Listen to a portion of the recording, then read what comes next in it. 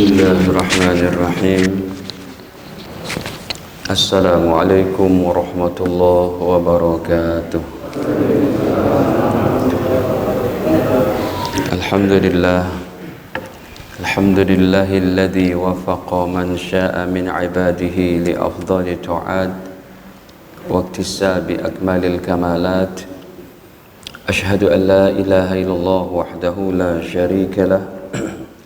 Al-Muttasif jami'i sifatil kamalat. Wa ashhadu anna sayyidana wa nabiyyana Muhammadan abduhu wa rasuluhu afdalul makhluqat. Sallallahu alaihi wa ala alihi wa sahbihi al-anji min nirat. Salatan wa salaman daimaini ma damatul ardu was samawat. Amma ba'd. Faya ma'syaral muslimin wal muslimat, usikum wa nafsi bitaqwallah faqad fazal muttaqun. Qala Allah ta'ala, ya ayyuhalladzina amanu taqullaha haqqa tuqatih wa la tamutunna illa wa antum muslimun. Alhamdulillah, para hadirin kaum muslimin wal hadirat kaum muslimat, para jamaah yang dirahmati Allah Ta'ala, Bapak Ibu sekalian, sebelumnya marilah senantiasa kita panjatkan puji syukur kehadiratnya atas segala limpahan nikmatnya kepada kita semua, terutama sekali nikmat iman, Islam, sehat, afiat. Salawat beserta salam semoga senantiasa tercurahkan kepada Nabi mulia Nabi Muhammad sallallahu alaihi wasallam serta keluarga, para sahabat, dan juga kita umatnya sampai akhir zaman kelak. Amin ya rabbal alamin. Para jamaah, kita masih melanjutkan pembahasan 40 hadis amalan ringan berpahala besar, yang kita terakhir sudah sampai nomor 24, membaca doa mau tidur. Kemudian kita masuk nomor 25-nya, yaitu niat mati syahid dari hati yang jujur, sekalipun dia tidak mati bersimbah darah, meninggalnya di tempat tidur, tapi dia sudah niatkan kapan-kapan Imam Mahdi dan Nabi Isa sudah diturunkan oleh Allah, saya siap berjuang bersama beliau. Maka semua apa yang kita miliki dari peralatan yang dipajang ataupun benda-benda yang bisa dipergunakan untuk berjuang, maka itu menjadi pahala setiap detiknya. Padahal dia tidak jadi berperang, tidak jadi berjihad, sekalipun sunnatullahnya merupakan ketetapan Allah. Sebelum didatangkan kiamat besar, umat Islam akan berjuang melawan orang-orang Yahudi yang terakhir itu. Maksudnya ini cuma niat saja. Kalau kita nggak niatin sayang, diniatin mati juga kita, tidak diniatkan juga kita mati. Ya Allah, saya niat berjuang untuk agamamu, kapan-kapan engkau panggil kami untuk berjuang. Ya, semuanya kita meninggal, tidak ada, belum datang juga kabar akan Imam Mahdi yang sudah dibaiat ataupun Nabi Isa terakhir yang akan turun untuk menjalankan syariat Allah. Dan Nabi Isa tidak lagi bersyariat dengan Injil. Ketika Nabi Isa nanti sudah turun, beliau akan bersyariat dengan Al-Quranul Karim. Nah, kalau kita niat kayak begitu, belum datang tuh kedua-duanya, dan kita meninggal dunia, maka hadirin, sekalipun di atas tempat tidur, kata Nabi, Anda termasuk orang yang tergolongkan mati syahid. Orang mati syahid ini masuk surga tanpa hisab. Baik, hadirin, kita buka dalilnya. Ini kami bawakan riwayat Imam Muslim pada 539. Kalau di Maktabah Syamilahnya, Nabi bersabda bahwa man sa'ala syahadah, siapa orangnya yang minta kepada Allah, berdoa kepada Allah, ya Allah, matikan aku mati syahid, bisidqin, jujur tapi dari lubuk hatinya, maka ballaghahullah, pasti Allah akan sampaikan ia manazil syuhada, di derajat para orang yang mati syahid. Wa in mata ala firashihi, sekalipun ia mati di tempat tidurnya, ya, sekalipun ia meninggal dunia di tempat tidurnya, tapi dia sudah berjuang, maksudnya sudah niatkan itu. Dengan praktek-praktek, contohnya di rumah kita ada Bapak Ibu semuanya ada keris gitu, ada samurai, itu dirawat, diletakkan, dipajang di ruang tamu. Kapan-kapan Allah minta saya untuk berjuang, ini saya siap. Itu pedang dan samurai yang nganggur saja, tiap detiknya berpahala, berjuang di jalan Allah. Tapi seumpamanya sampai kita meninggal pun, yang tadi saya katakan, perjuangan yang dimaksud dengan perjuangan peperangan di sini tidak ada, maka kita bisa mengartikan arti jihad yang kedua, Bapak Ibu. Baik, saya tuliskan di sini. Jihad itu mempunyai arti, bisa jadi ada dua. Yang pertama, jihad yang disebut dengan qital,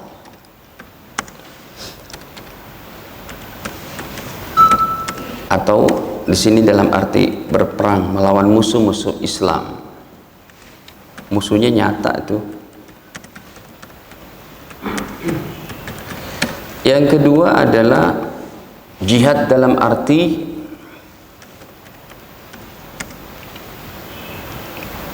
melawan hawa nafsu untuk selalu taat kepada Allah. Nah, seumpamanya jihad dalam arti yang pertama belum ada pun, tetap Bapak Ibu yang subuh-subuh sudah ke masjid, ikut majelis ilmu, nanti mencari nafkah untuk keluarga, Jumatan, semuanya itu jadi jihad. Yang berangkat haji itu berjihad, yang sedang tawaf itu berjihad, sebulan depan kita berkurban itu jihad. Jadi jihad arti kedua ini justru berlaku dari sekarang ini. Setiap ketaatan kita itulah jihad. Baik, kita buka hadisnya. Ini sebagai tambahan saja. Dalam riwayat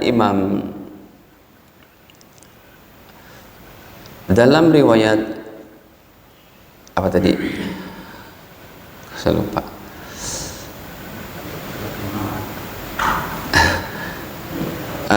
Riwayat Imam Ahmad, ini masih blank saya nih.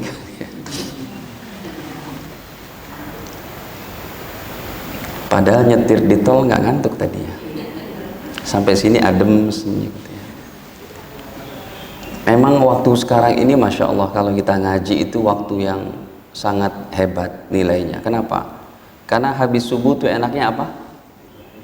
Tidur gitu ya. Tapi Bapak Ibu Masya Allah datang mengaji gitu. Ini kami buka. Di hadapan kita ada Musnad Imam Ahmad, termasuk kitab hadis terpanjang, jumlahnya hampir 4 kali Sahih Bukhari. Hadis ini terakhir jumlahnya 27.000 ya, tapi kita buka yang tidak 27.000.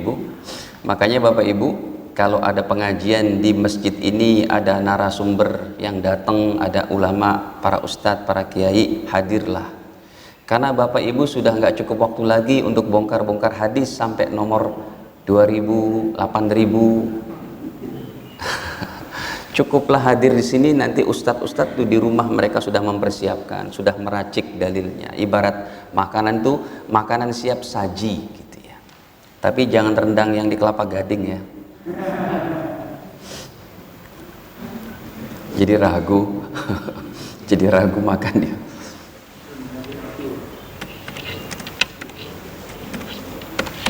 Nah, ini kita perlihatkan nomornya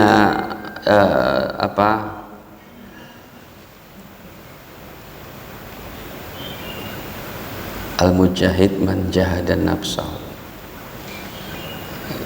Kok belum ketemu?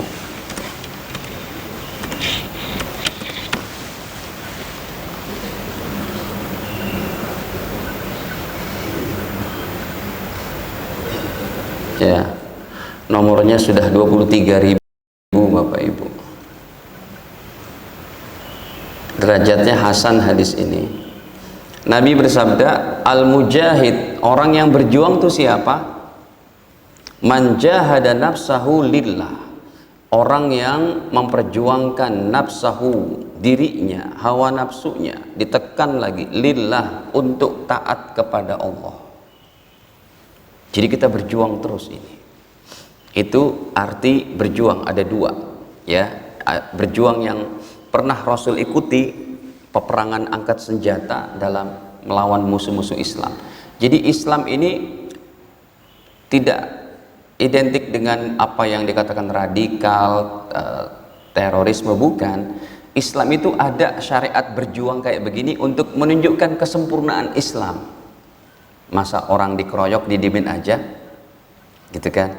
Umat Islam dibantai, 70 ulama di kampung Bi'ru Ma'unah dibantai, darah bersimbah, nyawa melayang, Rasul menitikkan air mata. Masa diem saja? Ada syariatnya. Apa kata Nabi? Kirim pasukan yang berjuang melawan para pemberontak di sana, itu mati syahid. Akhirnya orang-orang yang membunuh ulama-ulama Nabi, para penghafal Quran, 70 lebih orangnya itu dibunuh di kampung Bi'ru Ma'unah. Ceritanya mereka masuk Islam, ternyata pura-pura, ya, malah para sahabat Nabi yang dibantai. Nabi katakan kejar mereka. Itulah jihad di sana. Nah, kalau itu tidak ada juga yang seperti itu di negeri kita, alhamdulillah, insya Allah tentram, adem, ayam, gemah, ripah, loh jinawi. Dan ini perjuangan kita adalah berbuat baik, ke masjid, ya, tutur kata yang santun, memperjuangkan akhlak, amanah, ya, tahajud tidak tinggal. Apalagi Bapak Ibu sadar tidak, saya tambahkan sedikit, sekarang kita sudah berada di bulan suci yang 4 ini. Bapak Ibu harus paham, dengan pengajian ini, dengan ngaji ini kita paham kalau Allah sediakan bulan yang mulia selain Ramadan ada 4 lagi itu. Ini sekarang kita sudah masuk Zulqaidah. Sekarang pun kurang lebih sudah tanggal 15 atau 16 itu. Zulqaidah, bulan haram, bulan mulia, bulan agung. Allah sebutkan dalam At-Taubah 36. Kalau hadisnya Bukhari 3025. Ada bulan-bulan suci selain Ramadan. Apalagi kita ke masjidnya. Makanya puasa sunnah kita di bulan ini itu lebih hebat dari puasa 6 hari di bulan Syawal. Dan statement ini jarang diperdengarkan. Bapak Ibu, biasanya kita yang terkenalnya puasa apa? 6 hari di bulan? 1 hari Anda berpuasa di bulan ini Zulqaidah lebih hebat kemarin dari bulan Syawal. Kenapa? Syawal bulan biasa, Zulqaidah bulan yang sangat dimuliakan oleh Allah. Dalam surat At-Taubah ini tambahan lagi. Contohnya surat ke-9, surat At-Taubah, mungkin belum dibahas atau Bapak Ibu belum pernah dengar. Allah berfirman, inna iddatasy syuhur, sesungguhnya bulan-bulan, nama-nama bulan, indallahi, di sisi Allah, isna asyara syahra, ada 12 bulan. Muharram, Safar, Rabiul Awal, Rabiul Akhir, Jumadil Ula, Jumadil Akhirah, Rajab, Sya'ban, Ramadan, Syawal, Zulqa'dah, Zulhijjah. Bukan Januari, Februari ya. Kalau Bapak Ibu hafal 12 bulan ini dari Muharram sampai Zulhijjah, insya Allah Anda dapat pahala yang besar karena ini Al-Quran. Tapi kalau Bapak Ibu hanya menghafal Januari, Februari, paling banter dapat pensiunan itu. Bahkan nama-nama itu kan bukan dari Islam sebenarnya, tapi kita pakai karena untuk penanggalan saja, ya, tidak berkaitan dengan tauhidnya, tidak masalah. Hadirin, Allah sudah tentukan 12 bulan ini fi kitabillah, dalam kitabullah. Yauma khalaqas samawati wal arda, sejak Allah ciptakan langit dan bumi. Minha, dari 12 bulan tadi, arba'atun hurum, ada 4 bulan haram. Haram ini artinya bukan seperti B2 haram, miras haram. Haram di sini bukan terlarang, tapi artinya adalah mulia, suci, agung. Ayat ini diterjemah, ditafsir oleh Nabi. Ini yang tadi saya katakan. Ya, para ustadz lah yang menghadirkan hadis-hadis yang jumlahnya sampai 25.000. Alhamdulillah pagi ini kita sudah sampai 23.000. Sekarang kita mundur ke Imam Bukhari. Imam Bukhari ini hadisnya nomornya 3025. Mana 4 bulan haram itu Bapak Ibu sekalian? Nabi Shallallahu Alaihi Wasallam bersabda, minha arba'atun hurum. Dari 4 bulan tadi, dari 12 bulan tadi ada 4 bulan haram, ada 4 bulan mulia. Kata Nabi, salah satu mutawaliyat, 3 bulannya berturut-turut, yaitu Zulqaidah, Zulhijjah, wal Muharram. Zulqaidah bulan ke-11, Zulhijjah bulan ke-12, Muharram bulan pertama, berurutan 90 hari. Ramadan saja Allah berikan kita hari-hari ibadah, hari-hari bertobat, hari-hari munajat cuma 30 hari. Ini 90 hari sampai nanti 30 Muharram. Makanya yang tidak mengaji, tidak memahami. Yang enggak memahami, enggak mengerti, enggak kenal. Yang tidak kenal tidak sayang. Yang enggak sayang tidak berbuat ibadah lebih di bulan ini. Bedanya dengan Ramadan Pak, hanya satu, yaitu bedanya Ramadan puasanya wajib. Kalau di bulan ini puasanya sunnah. Bahkan perkara-perkara hebat tidak didapati di Ramadan. Oke lah, Ramadan puasanya wajib, Ramadan ada tarawih, Ramadan ada nuzul Quran, Ramadan ada Lailatul Qadar. Tetapi hadirin, di bulan yang 90 hari ini, 3 bulan ke depan sampai Muharram, kita ada puasa Zulqa'dah, Zulhijjah, Muharram, 90 hari puasa sunnah. Boleh dibatalkan, wajib dibatalkan pada 4 hari Idul Adha dan 3 hari Tasyrik. Di bulan yang 3 ini yang sedang kita berada di dalamnya. Yang kedua, kita ada haji yang nggak didapati di bulan Ramadan. Kita ada wukuf di Arafah 9 Dzulhijjah yang tidak didapati di bulan Ramadan. Kita ada berkurban yang tidak didapati di bulan Ramadan. Kita ada bertakbir setiap habis sholat dari 9 Dzulhijjah sampai 13 yang tidak didapati di bulan Ramadan. Makanya para imam harus ngerti ilmu juga nih. Kemarin habis Idul Fitri di satu masjid, sholat Idul Fitri pagi, maghribnya itu masih 1 Syawal, masuk 2 Syawal. Imamnya habis sholat, Allahu Akbar, Allahu Akbar, Allahu Akbar. Pak Imam kenapa takbir lagi? Bukannya sunnah Ustadz? Sunnah dari mana? Takbir ketika malam takbiran itu selesai ketika imam sudah naik ke atas mimbar. Tapi ketika Idul Adha dari tanggal 9 subuh hari Arafah terus sampai kepada 13 Zulhijjah hari Tasyrik yang ketiga itu sunnah untuk Allahu Akbar, Allahu Akbar, Allahu Akbar. Baik. Yang satu lagi mana? Warajab. Nah, kalau Rajab memang bersendirian. Rajab bersendirian ini berarti dia bulan ke-7. Nah, hadirin, ini kalau kita ke masjid, kita tahajud bulan ini sangat hebat, sangat diapresiasi oleh Allah Ta'ala. Baik, ini diantaranya Bapak Ibu nomor 25. Tapi saya mau tambahkan satu lagi, bahwa orang yang mati syahid dalam Islam itu banyak, seperti putra kesayangan dari Pak Gubernur Jawa Barat yang ya Mas Eril, ya Allah berikan beliau tempat yang terbaik. Itu juga adalah disebut matinya mati syahid. Asal syaratnya satu, dia beragama Islam. Makanya jenazahnya Masya Allah harum katanya. Ya, baik, kita lihat ini. Selain anaknya pun baik, anaknya pun low profile, sampai ada dosennya pun yang nggak ngerti, udah bertahun-tahun ngajar, nggak tahu kalau ini anak gubernur gitu. Baik, hadirin, Nabi katakan asyuhada khamsatun. Dalam Islam itu orang mati syahid ada 5. Yang pertama al-mat'un, orang yang terkena penyakit pandemik. Pandemik apa sih? taun, penyakit wabah merebak, penyakit yang mewabah.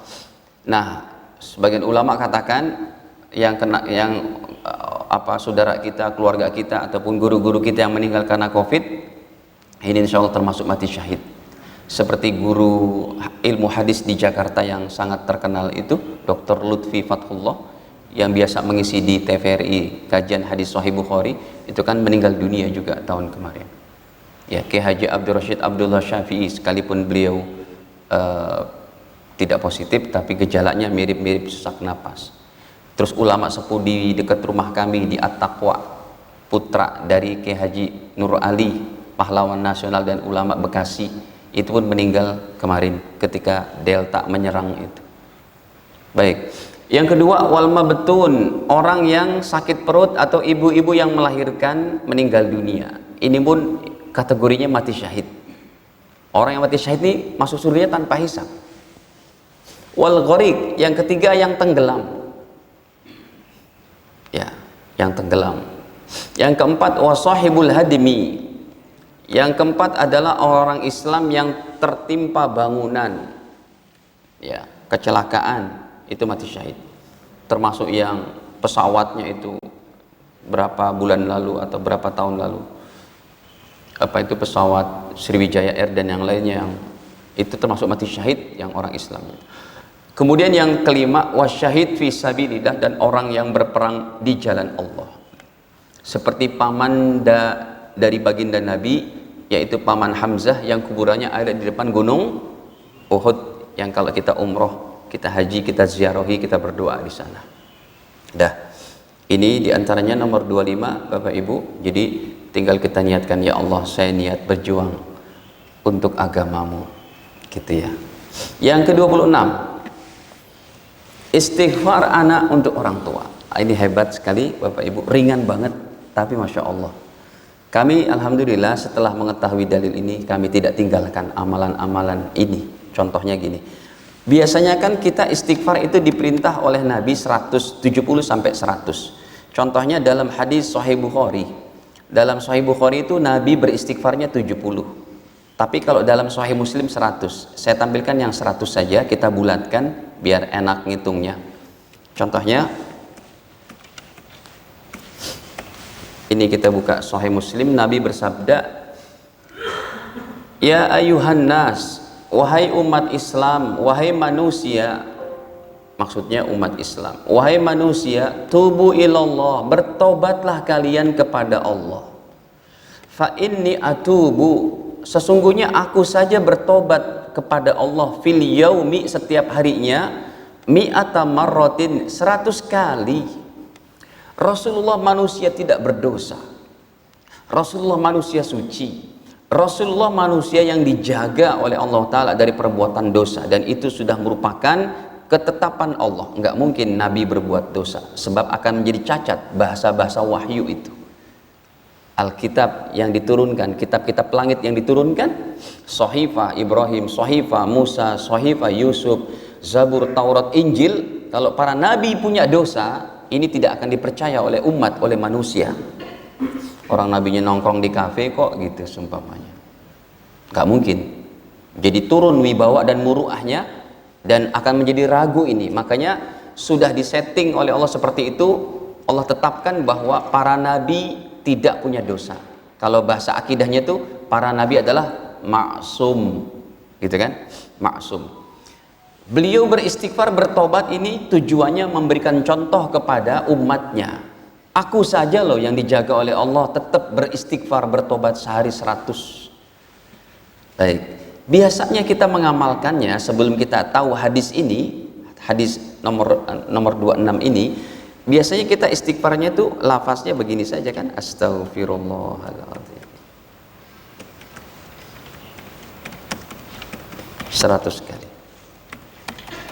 Bapak Ibu, kalau kita baca yang ini saja 100 kali, ini hanya untuk diri kita.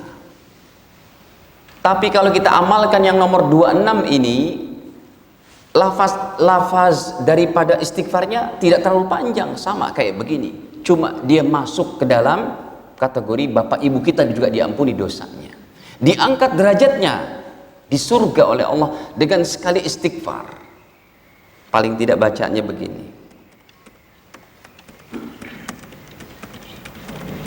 Dah segitu aja, 100 kali. Coba kita tampilkan dulu hadisnya. Masih riwayat Imam Ahmad ini ya. Nabi bersabda ketika beliau bercerita tentang derajat orang di surga ini, ada protes dari hamba Allah suami istri. Qala Rasulullah SAW, baginda bersabda, bukan protes maksudnya itu, dia terkaget-kaget, terkagum-kagum. Ya, innallaha, kata Nabi, innallaha, sesungguhnya Allah Ta'ala azza wajal, bukan ta'ala ya, azza wajal. Kalau di Arab, maksudnya di ilmu-ilmu hadis ini jarang penyebutan Allahu Ta'ala, tapi yang banyaknya Allahu azza wajal. Azza artinya maha agung, maha perkasa, Jalla maha agung. Ya, sesungguhnya Allah Ta'ala la yarfa'u darajata, sungguh Allah akan mengangkat derajat lil abdis soleh, untuk pasangan suami istri, untuk seorang hamba yang soleh, suami atau istri yang soleh solehah, karena telah mendidik anak-anaknya. Fil jannati, derajatnya diangkat di mana? Di surga. Akhirnya mereka bisa melihat ratingnya naik terus. Mereka heran, berkata, fayaqul, orang tua ini berkata, ya Rabbi, ya Allah Tuhanku, anna li hadih, ini dari mana saya dapatkan? Kenapa derajat saya naik terus? Kan saya udah nggak beramal, saya udah dikubur. Heran mereka, kedua orang tua kita heran. Fayaqul, Allah menjawab, kata Allah, ini Bapak Ibu, bistighfari waladikalaka, ini karena istighfar putra putrimu untukmu, mereka yang masih hidup di dunia, mereka beristighfar untukmu. Kalau Bapak Ibu sudah memahami hadis ini, tapi kemudian Anda istighfarnya hanya astagfirullahaladzim, ini untuk kita saja. Kok 10 kali sih? 100. Siapa yang hapus nolnya itu? Kalau Bapak Ibu ucapkan astagfirullahaladzim, iya bagus, tapi untuk orang tua kita saja, untuk kita saja. Tapi kalau kita rubah dengan hadis yang tadi riwayat Imam Ahmad, nomornya pun 10.610 tadi.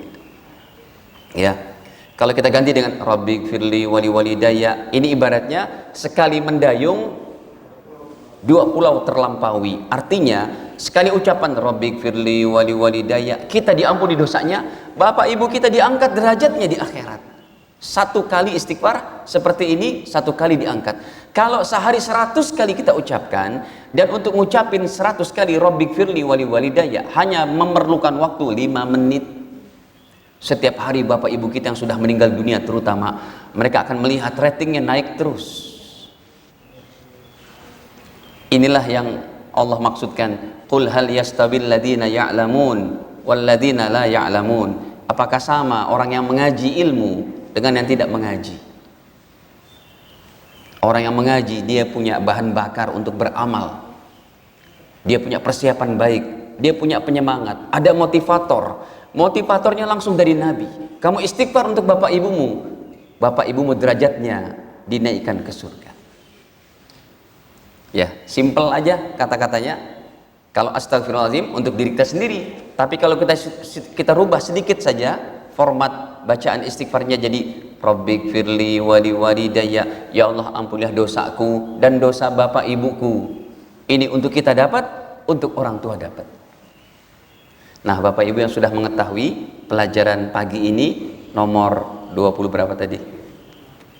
Nomor 26 ini, hadis nomor 26, maka sangat baik sekali istighfar kita ganti dengan Rabbighfirli wali walidayya. Sebelum berangkat kantor, habis sholat subuh kalau nggak ada pengajian, dzikir dulu deh. Ya, dzikir la ilallah 100, sholawat kepada Nabi mulia 100, kemudian Rabbighfirli wali walidayya, Rabbighfirli wali walidayya. Baru deh beraktivitas. Masya Allah. Baik. Kemudian nomor 27, iman sebesar biji sawi. Kenapa saya katakan ringan? Kita ambil contoh dulu. Ada orang umurnya 60 tahun, ya, belum beriman kepada Allah.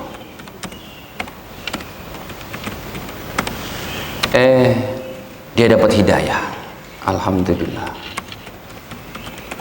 Setelah dapat hidayah, baru aja bersyahadat, saking senangnya tuh bersyahadat, air mata bercucuran, hatinya terenyuh karena mendapatkan sejuknya hidayah. Dia bersyahadat, dibimbing sama ustadznya, asyhadu alla ilaha illallahu illallah wa asyhadu anna muhammadan abduhu wa rasuluh. Diterjemah, aku bersaksi tiada Tuhan selain Allah, dan aku bersaksi bahwa Nabi Muhammad adalah hambanya dan utusannya. Alhamdulillah, bapak sudah jadi Islam. Dia menangis, meninggal. Ringan, belum sholat, belum puasa, belum zakat. Kata Nabi, ini surganya tanpa hisab orang kayak begini.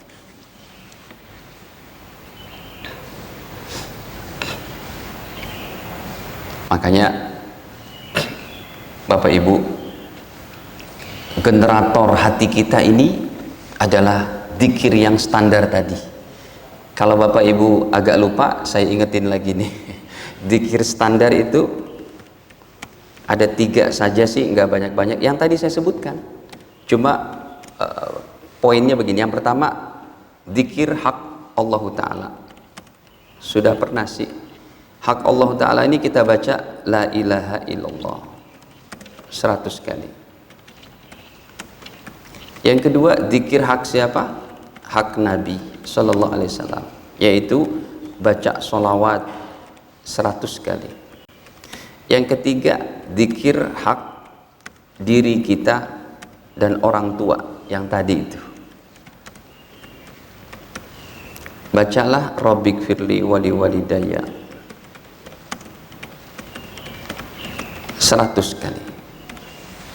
Ini zikir standar nih, 3 ini saja sih. Kalau Bapak Ibu emang orang yang sibuk, super sibuk, paling tidak harus ada ini tetap. Ini generator kitanya ini. Ini penguat batin kita. Gizi rohaninya tuh ini. Ya, gizi rohani ini. Dan rohani kita nggak usah diakekahin Pak, mendingan kasih fakir miskin saja. Gizi rohani ini Pak, zikir kita, sholawat kita, dan istighfar kita. Nah, kok standar sih? Standar.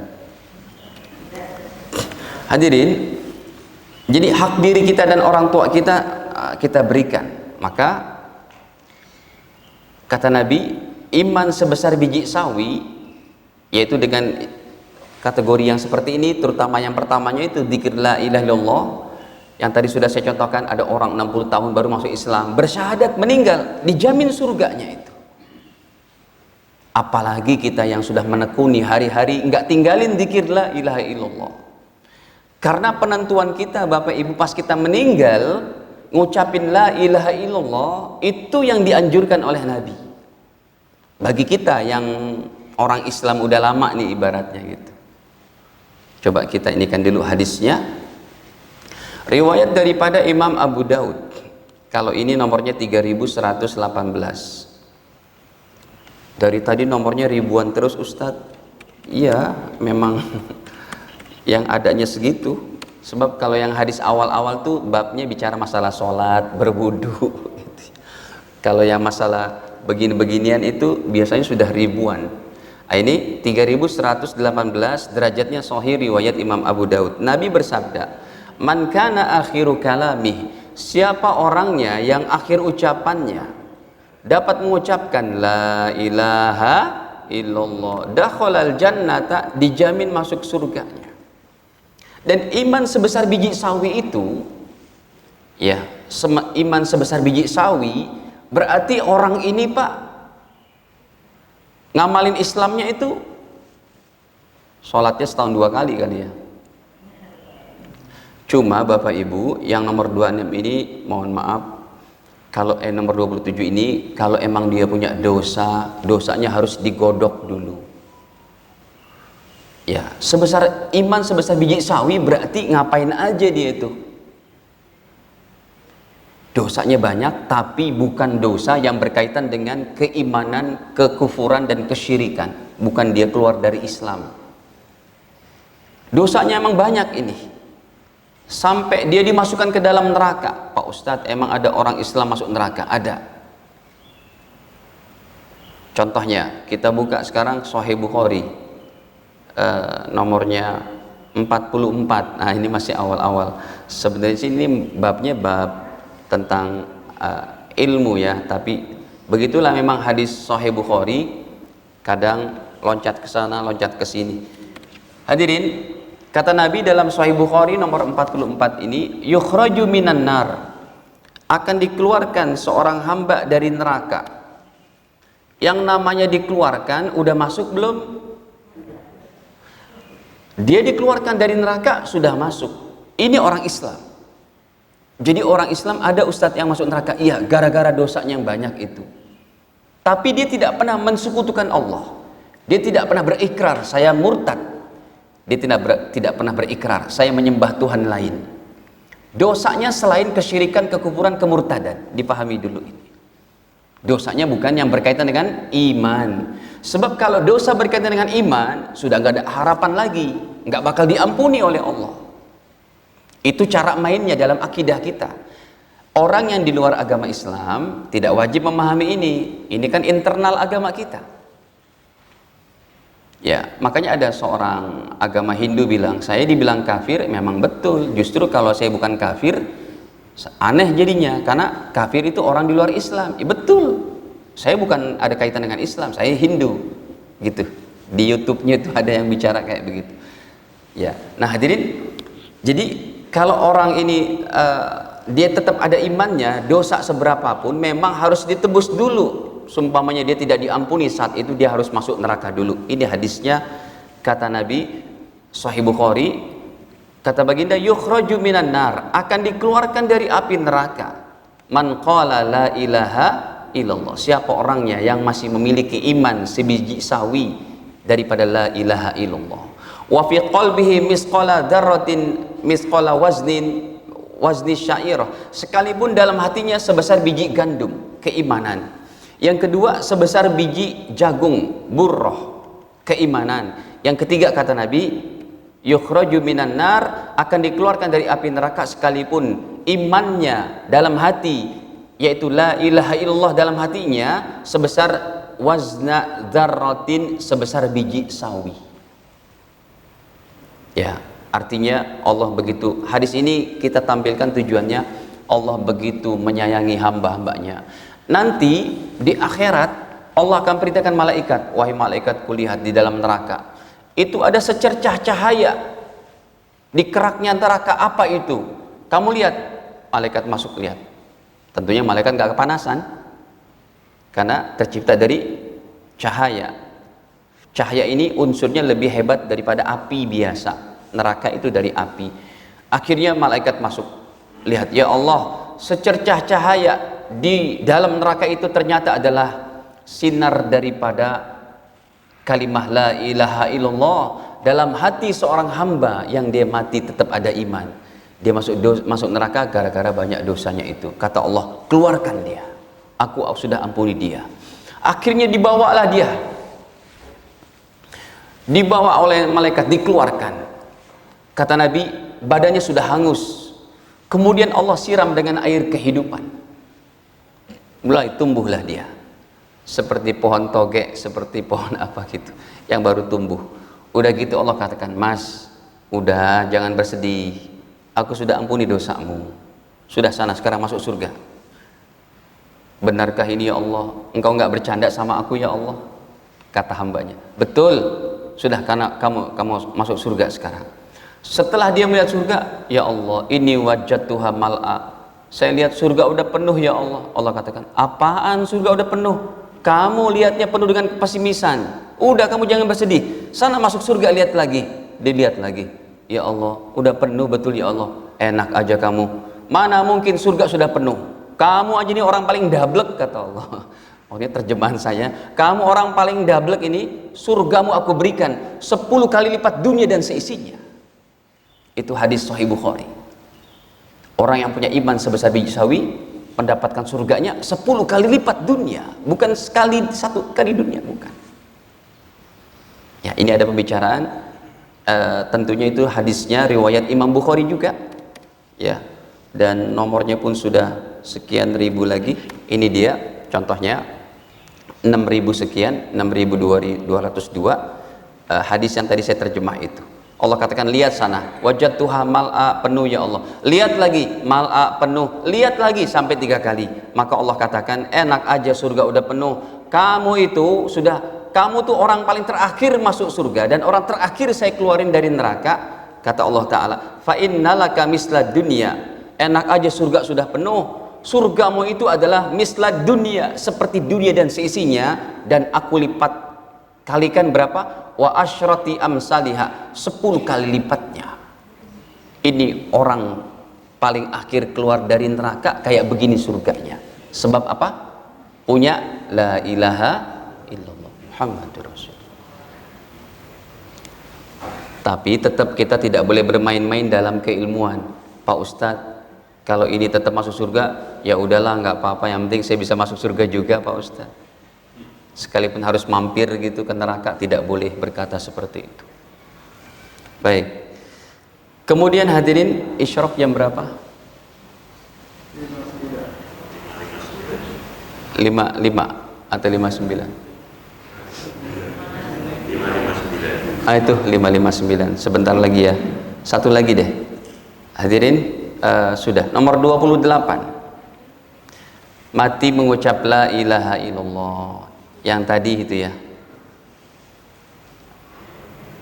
yang hadisnya 3118 riwayat Imam Abu Daud. Ini tadi sudah saya inikan ya. Oh, di sini Abu Daudnya 2079, enggak, beda.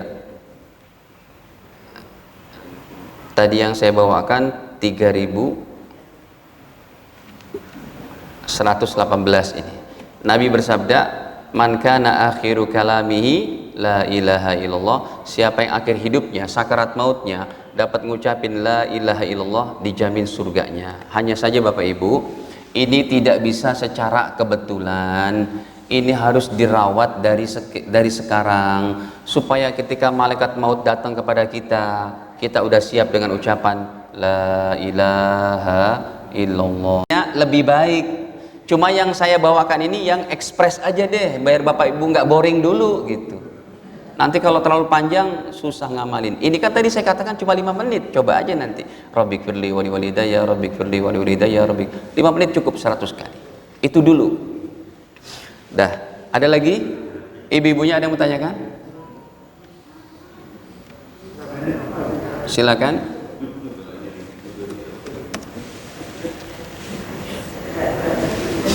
Saya ingetin untuk Bapak Ibu dan para DKM nanti, karena saya nggak membahas masalah kurban ya, nanti kalau ada yang mau berkurban untuk mayit, ini penting saya inikan, karena umat Islam nih kadang, mohon maaf, pengurus masjid pun kadang tidak memahami masalah ini. Kurban atas nama mayit ya, kalau menurut mayoritas ulama adalah tetap boleh, diizinkan, sah, tanpa syarat apapun, sah tanpa syarat, diwasiatkan. Kenapa? Ini diantaranya fatwa karena dia adalah merupakan sodakoh kepada mayit ya. Imam Hanafi, Imam Hambali, Imam Maliki menyatakan sah. 3 mazhab ini, Hanafiyah, Malikiyah, dan Hambaliyah. Kalau Imam Syafi'i memang ada harus syarat wasiat, diwasiatkan sama si mayit sebelum meninggal. Yang saya maksudkan, kalau Bapak Ibu berkurban di sini atas nama mayit, maka hati-hati. Jangan sampai itu nanti dagingnya diproses, disembelih, dipotong, dicak-cak kecil-kecil, dicampurin sama kurban sunnah. Sebab nanti kurban atas nama mayit itu ya, dagingnya wajib disodakohkan untuk semua fakir miskin. Keluarganya yang memberikan sodako atas nama mayit haram untuk makannya itu perlu diperhatikan. Iya, dagingnya haram dimakan oleh keluarga mayit, keluarga inti, anak, istri, ya cucunya keluarga inti itu.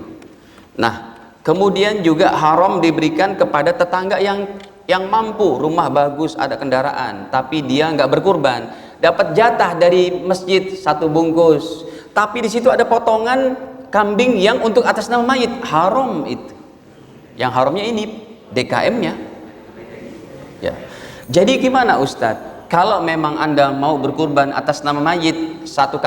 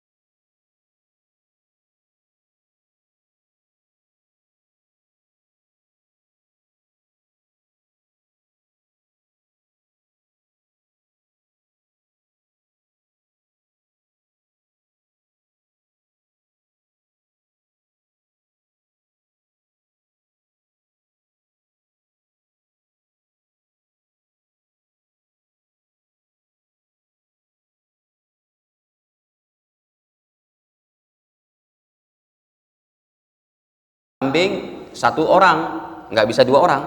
Satu kambing satu mayit, ya. Maka yang terbaik pertama, infokan ke DKM, biar DKM nanti memisahkan dengan baik. Kalau ini semuanya harus untuk fakir miskin.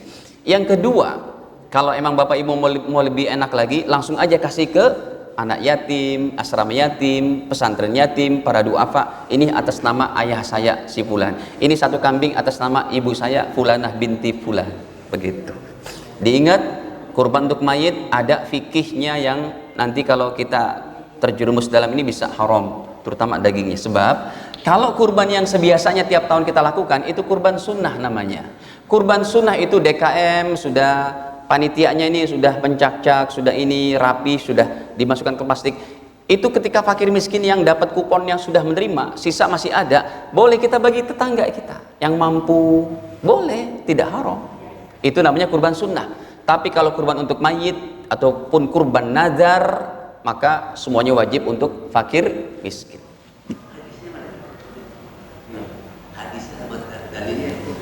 Kalau itu diambil dari fatwa para ulama, karena Nabi tidak menjelaskan untuk dagingnya tadi.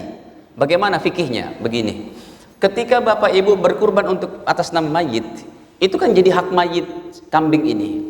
Jadi kalau emang atas nama mayit itu mesti hanya untuk fakir miskin. Sebab kalau kita mau makan dan kita berikan sama tetangga yang mampu, harus minta izin sama mayit. Bagaimana cara minta izin? Itu fikihnya begitu. Bapak apa tadi? Assalamualaikum warahmatullahi wabarakatuh. Waalaikumsalam. Kalian dengan kurban, Ustaz. Saya hanya ingin memastikan aja, apakah satu ekor kambing mewakili satu keluarga atau hanya satu orang? Ya. Assalamualaikum warahmatullahi wabarakatuh. Waalaikumsalam. Bapak Ibu, satu kambing tuh nggak bisa untuk sekeluarga. Satu kambing itu satu orang, tapi diniatkan juga untuk sekeluarga. Gitu. Nih, satu kambing tetap untuk satu jiwa. Satu jiwa ini, tapi dia boleh niatkan untuk keluarga. Jadi satu kambing itu bukan sekeluarga, bukan. Satu kambing satu jiwa, tapi yang satu jiwa tadi dia niatkan untuk keluarga. Makanya dalam hadisnya riwayat Imam Muslim, contohnya Nabi baca doanya, Allahumma taqabbal min Muhammadin wa ali Muhammad. Ya Allah, terimalah kambing ini dari aku. Nah, beliau dulu tuh, baru untuk keluarga.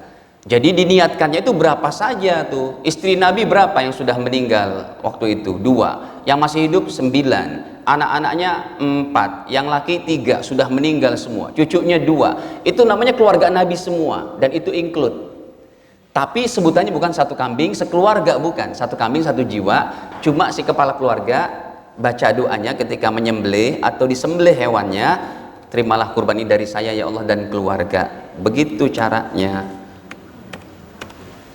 Ya, nih contohnya, Allahumma taqabbal min Muhammadin wa ali Muhammad. Ya Allah, terimalah kurban ini dari Muhammad dan juga dari keluarga Muhammad. Apa itu? Nih 5203. Allahumma taqabbal min Muhammad. Ya Allah, terima ini kurban dari aku, satu jiwa dulu. Tapi Anda boleh niatin seberapa orang yang Anda sebut pahalanya. Begitu. Ya Allah, terimalah kurban dari saya. Pahalanya saya sertakan untuk anak, istri, untuk bapak ibu saya yang sudah meninggal, untuk orang tua, mertua saya yang sudah meninggal. Allahu Akbar, sah. Dagingnya boleh dimakan. Tapi itu ada nama mayit? Bukan. Itu hanya menyertakan pahala untuk mayit. Yang disebut nggak boleh makan yang punya mayit adalah satu kambing, satu mayit. Bisa dipaham? Itu namanya kurban atas nama mayit. Kalau yang tadi cuma menyertakan pahala untuk mayit. Dengar nih Bapak Ibu, saya jelaskan lebih ini lagi. Masih ada waktu, boleh nggak? Begini biar Bapak Ibu paham. Pak Ustadz, jadi satu kambing satu jiwa, betul.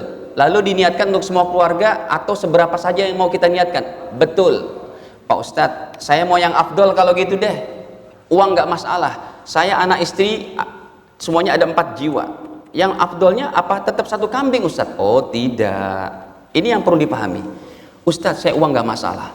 Ya, kami warga Jalan Camar ini rata-rata sebulan 200 juta kan gitu. Kalau amin berarti belum ya. 4 jiwa. 4 jiwa hadirin. Ustadz, yang paling afdol gimana? Yang paling afdol adalah 4 kambing. Setiap jiwa keluarga Anda belikan 1 kambing. 1 disembelih di sini, 1 disembelih di kampung suami, 1 disembelih sambung istri, 1 kirim ke pedalaman Papua yang orang Islam di sana. Pedalaman apa? Bengkulu, pedalaman Aceh dan sebagainya. Itu sah, itu lebih afdol, bukan cuma sah ketimbang yang cuma 1 orang. Datang lagi orang lebih kaya lagi, Pak Ustadz, saya mau lebih afdol dari itu. Masih ada nggak yang lebih afdol? Masih ada, Pak. Saya 4 jiwa Ustadz sekeluarga. Ya udah, belikanlah 4 sapi. Kok sapu? satu kambing, 1 sapi di sini, 1 di kampung istri, 1 di kampung suami, 1 lagi berikan ke panti asuhan apa, ke pedalaman apa. Itu afdol. Pak Ustadz, saya nggak ada masalah. Saya mau lebih afdol lagi dengan dalil. Dengan dalil ya Pak. Hadirin, kalau Anda mau lebih afdol, sembelihlah 100 onta.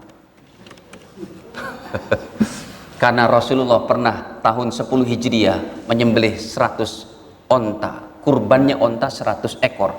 Ini hadisnya riwayat Imam Ahmad bin Hambal, nomornya kurang lebih 5.000 sekian. Ini sebentar. Nih. 2000 deh, kita buka 2880. Pada musim sembelih tahun 10 Hijriah, Rasulullah menyembelih berapa? Mi'ata badanah, 100 onta. Nahara biyadihi, beliau sembelih sendiri dengan tangan mulianya, sittina, 60 ekor. 60 ekor Nabi sembelih sendiri. Sisanya berapa ekor? 40 diserahkan kepada menantunya Ali bin Abi Thalib. Gitu. Jadi Rasul pernah nyembelih, kalau 1 ontanya 40 juta, berarti saat itu Rasul menggelontorkan 4 miliar kurang lebih. Jadi kurban itu adalah sebuah ibadah yang makin banyak kita korbankan, makin banyak kita berikan manfaat daging kepada fakir miskin, makin afdal. Dah, ini saja yang dapat kami sampaikan. Kekurangan mohon dimaafkan. Semoga Allah mudahkan kita untuk mengamalkan apa yang telah kita pelajari. Al-afu minkum.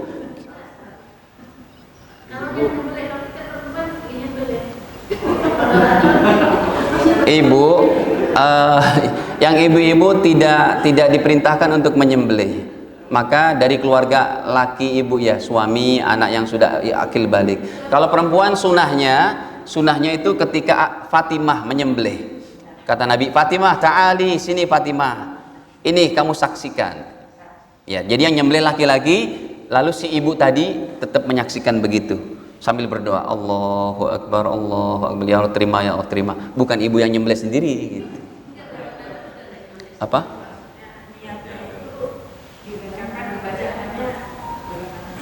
Kalau yang maksudnya yang membeli kambing seorang wanita gitu. Nggak apa-apa, kan udah dibacain doa sama orang yang ini. Yang nyembelihnya itu nanti, terutama para DKM yang memang menyelenggarakan kurban, ketika mau disembelih dibacakan dulu, ini 1 kambing dari ibu Fulana binti Fulan bersama keluarganya. Allahu Akbar, cukup. Tapi kalau ibu datang, tidak sunnah untuk menyembelih, cuma sunnah untuk menyaksikan. Allahu Akbar, ya Allah terima kambing saya, terima kurban saya gitu. Kalau sapi seperti bagian masih Iya, tetap berlaku ibu. Nah, ini perlu dibahas masalah kurban lagi ini berarti.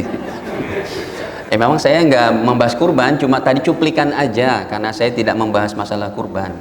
Ya, kalau mau dibahas tentu lebih detail nantinya. Ini saja, kurang lebih mohon dimaafkan, dan kita tutup dengan kafarah majelis. Subhanakallahumma bihamdik, syahadu an la ilaha illa anta astaghfiruka wa atubu ilaik. Wassalamualaikum warahmatullahi wabarakatuh.